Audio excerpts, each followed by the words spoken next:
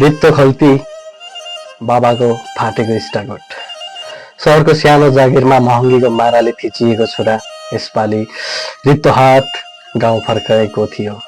आँगनमा बाबालाई देख्दा उसको नजर सिधै बाबाको त्यो पुरानो खरानी रङको स्टाकोटमा पर्यो। स्टाकोटको काखमुनि सानो पाल थियो र गोजीको छेउ उद्रिएको। भित्रका अस्तर बाहिर झुन्डिएको थियो। छोराले गहभरि आँसु पार्दै भन्यो, बाबा यसपालि पनि तपाईलाई नयाँ स्टाकोट किनेर ल्याउन सकिन। बाबाले मन्द मुस्कुराउँदै आफ्नो फाटेको गोजी छाम्नुभयो र भन्नुभयो, धत छोरा, यो फाटेको होइन, अलि बढी हावा छिर्ने भएको मात्र हो। मेरो शरीर त यही पुरानो कपडाको न्यानो अवस्था छ। तिम्रो प्रगति नै मेरो नयाँ पहिरन हो बाबु।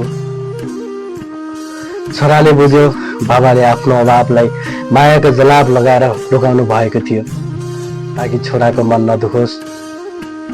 त्यो दिन उसले महसुस गर्यो संसारमा सबैभन्दा बलियो लुगा बाबाको त्याग रहेछ, जो जति पटक फाटे पनि सन्तानको खुसीलाई ओत दिइरहेको रहेछ।